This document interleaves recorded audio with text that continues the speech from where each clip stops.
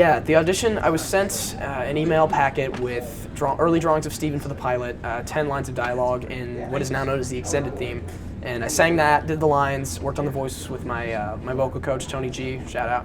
And yeah, I got a couple of callbacks, ended up at Cartoon Network in the studio a couple times, and I got the call and we recorded the pilot, and I didn't really think that much of it because I'd been doing some one-off voiceovers here and there, like guest stars and little pilots here and there, and nothing had really gone super far. And then all of a sudden, in October, we were doing pickup lines for the pilot for Steven Universe, and as I was signing the contracts, they were like, "Oh yeah, by the way, the show got picked up, congrats." I was like, "Hold on a second, what?"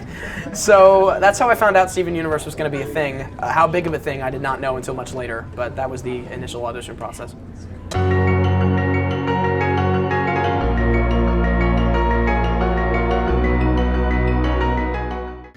That's so hard because Steven Universe has been such a big part of my life. I'd have to say, even if it's cheating, that's my answer. As far as film roles have gone, I did a short film called Flight of Passage last year in the fall. We shot it upstate New York. It's about a true story, actually, that a book was written off of, and I played the author of the book at 15 years old, about these two kids piloting a plane across the United States in the 1960s. And just something about that shoot and the people we worked with, it was a really small, tightly run crew, and just something about that role and the premiere we had just a few weeks ago was pretty incredible, so that's up there for me as well. But I've been very blessed to work on a lot of great sets in my time.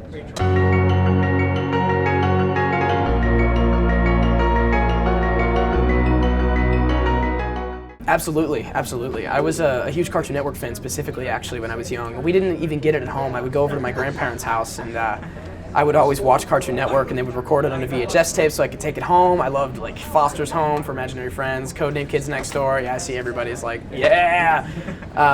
Yeah, those were my favorite shows back then, and I've since watched a lot of anime because our show is very anime inspired, and there were a few of those that I've taken a liking to.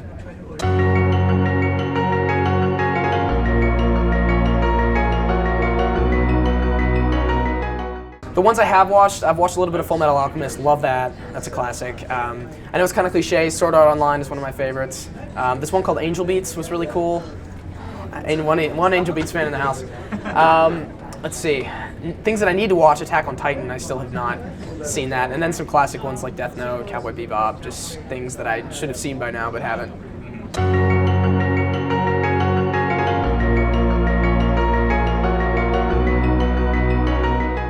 I mean, it's kind of the same thing for Steven Universe. You have to capture that, the child part of the child character, which is something I really wanted to do with Steven Universe. But for Billy Batson, he's more of a heroic, he has a lot more life experience because he's seen all these things as Captain Marvel / Shazam. And it was a really interesting role to play. I'd never been able to do a superhero type thing before, and I've been able to come back and do them a couple times. And I think it's a really fun role because it's the less talked about side of superheroes. It's the alter ego, and alter ego all the time. That's just my part. So playing that and the dynamics of that is really fun.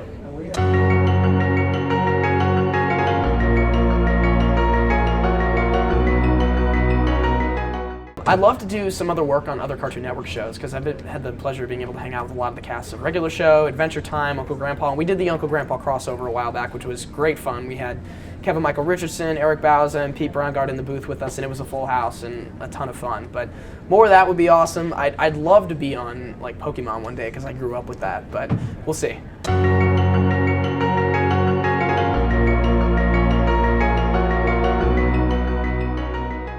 It's really weird. Are you ready? Yeah. Mantine. That's fair. Yeah. Yeah, didn't expect that. It's the most mad Pokemon ever, but for some reason I've always liked them.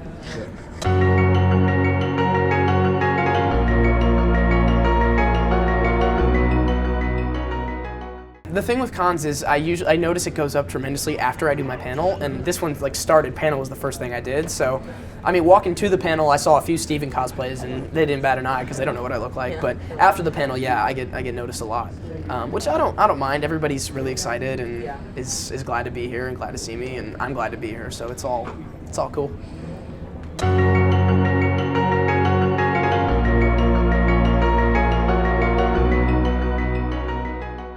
There have been a few. One of them I had to put on a really bad Italian accent, which I like Italian everything, even though I'm not Italian at all, so I really had a good time with that.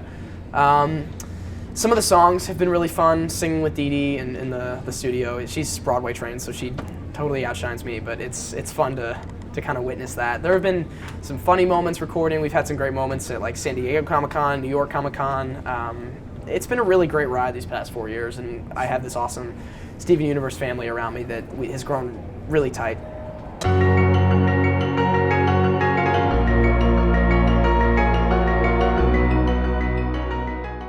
See, I can't, if I pick Steven, that's cheating, and if I pick a gem, it's like picking a favorite family member. Right. So I just default to Onion because you cannot go wrong with Onion. He's so weird, we have no idea what he is or why he exists. And bonus, whenever he does his little me-me-me's, I get to voice him. So, cool. Thank you. Thank you, How's guys. that point